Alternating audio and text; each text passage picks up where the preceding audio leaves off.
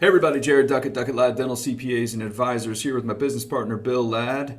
Just want to shoot a quick video for you guys and talk about the EIDL loan. But first off, Bill, how you doing, man? Haven't had you on here in a while. Nip, I'm good, man. You know, it's funny, Jared. When we started thinking about this with some guidance that came out yesterday, I looked back and you shot our first EIDL video, one of our first COVID videos, almost a year ago today. It was March No way. 30th, I think. Wow. So this thing is like we said before, it's the gift that just keeps on giving all year round, right? That's crazy. That makes sense. I guess it is about a year ago this all started happening. But yeah, just want to kind of give you a quick update on that EIDL loan. Really came out yesterday from SBA. They issued some guidance.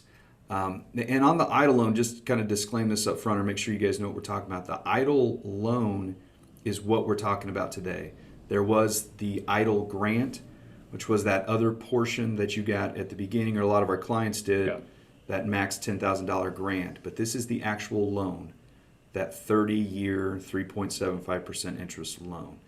And I guess it was a couple days ago or maybe late last week, we put out a video because SBA came out and they changed the repayment terms Yeah. on that. So originally you had, what was it, a year on the forbearance, to kind of defer that payment, and they extended it to 24 months to 2 Yeah. years. But today just wanted to share some news on what they're doing currently. It just issued this yesterday. But originally, and I guess it was a year ago, the max loan you could get on this EIDL loan was $150,000. Well, remember before that, they really didn't say what the max was. They were going to kind of calculate it, and then the Right. demand was such. Tell me if I'm wrong, but I mean, the demand was such that they then said, "Okay, let's cap it at 150," because there's a flood of people coming in to claim that, and it did naturally cap it at 150. Yeah. If memory serves. No, you're exactly right. They really didn't say it until we just saw people getting their loans and they were all 149.9, right? Because they took out $100 for a fee or something. Yeah, that's right. But now the news is they're going to increase that. Let's call it the 150,000 limit. They're going to increase that up to 500,000. Yeah. That's over tripling that original amount. And there's a key date here. It's starting the week of April the 6th. So that's the first date that they're going to, I guess, increase this amount. Okay, so most of our clients, and if you're listening out there too, if you've already gotten the EIDL loan, your probably first question is, well, how's that pertain to me? I've already gotten my money max at the 150. And so SBA realized that, of course, and they specifically said that they're going to be sending emails out to the recipients of the $150,000 max. Okay, that's a key thing I want you to take away from the video. You don't have to go contact SBA and do it.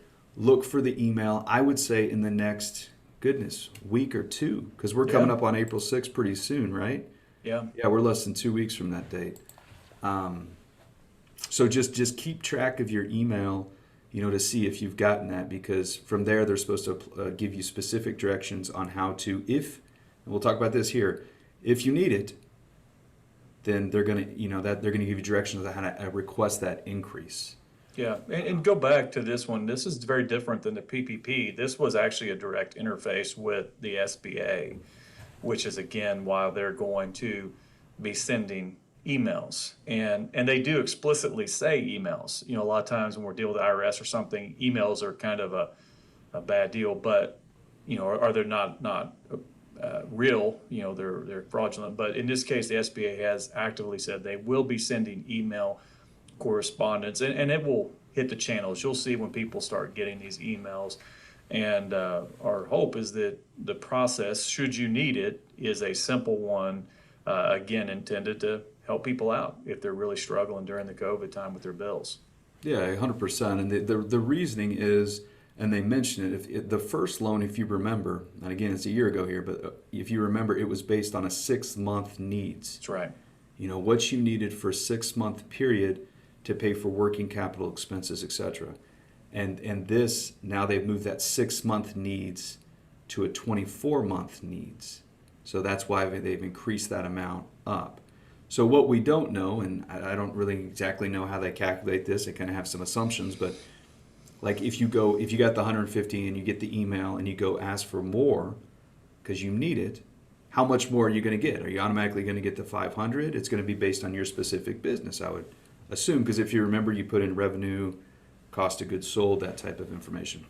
Yeah, I mean, and if memory serves, back in when this first came out as well, there was kind of a credit worthiness component of it, that they looked at. So I think there's guidance that has yet to be released, and it could be a very similar situation where you kind of go into it with assumption you'll get this, and they may say, nope, we're going to cap it at this, just like they did last time. There's just no way of knowing. The point being, though, it's designed for people who are struggling, and COVID is still having a lingering effect. As such, it has very nice, favorable loan terms. Now, the key is it is a loan, and that's what we cannot emphasize enough. It's not a forgivable loan like the PPP. I mean, this is a loan that will have to be paid back. And I think that kind of feeds in the conversation of do you need it? And does it make sense to go out and get it? Mm-hmm. Yeah, 100%. And that's the big thing we'll end on is we're not saying, hey, now that you got the 150 and now they're allowing up to 500, go and just get more debt. We're not saying that at all. What we're saying is the SBA has now increased the limit on the ability to help businesses who need it for that 24-month needs that are suffering because of COVID-19 pandemic. The availability is there, if that makes sense. And so I guess long story short, look through your emails. I'm assuming we're going to hear this from clients once it starts coming out. But look through your emails and if you need it, go ask for that increase. And as we monitor the updates that come in, we'll keep you guys aware. But long story short, increasing it from $150,000 up to the $500,000 limit.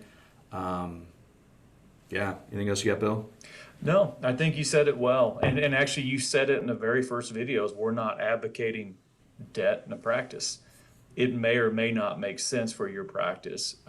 It may or may not be needed in your practice. If you do need it, if you suffered from COVID, if you're still clawing your way back and you've had a setback and there's issues with cash flow, then the way they've structured this loan could be beneficial to you. If you don't need it, then our recommendation would be not to mess with it and keep your balance sheet clean. And a lot of our clients are coming back stronger than ever. And that's good. And that's what we want. So this is really not for them. This is designed for people who are struggling. So certainly more information will be forthcoming.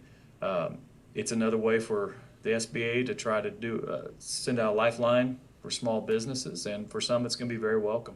Mm-hmm. And last thing too, just on this is SBA debt. Okay, so SBA debt comes with more, use the word, restrictions.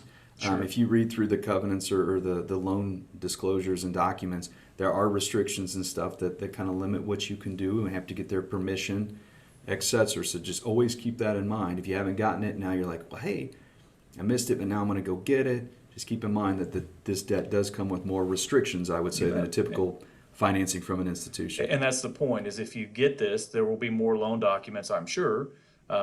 Read over and make sure, see what guarantees are in there. See if that's going to kind of bring that into play. There's a lot of considerations. Don't look at this as free money or anything. This is a loan, and there's going to be stipulations. They're going to be a lender, and they're going to expect you to do certain things. And if it's too restrictive, then you have a decision to make. But again, just go into it knowing it's there and understanding with your eyes wide open what it means. And if it makes sense, then that's what it's there for. And if it doesn't make sense, then you're one of the ones that is doing well and is rebounding post-COVID in a great way. And that's really what we all want, is for us all to get there. So interesting. It's an interesting change to the program for sure. Yeah, for sure. 100%. That's very well said too. So anyway, if you guys have questions on that, let us know. As SBA comes out with more updates, we'll try to be the first to let you guys know. But anyways, Bill, hey, we got 3 weeks of tax season, right? They extended us on us, but we're sticking to 415, right? So you got it. Appreciate you having you on here, Bill, and we'll see you guys. We'll talk to you soon. Take care.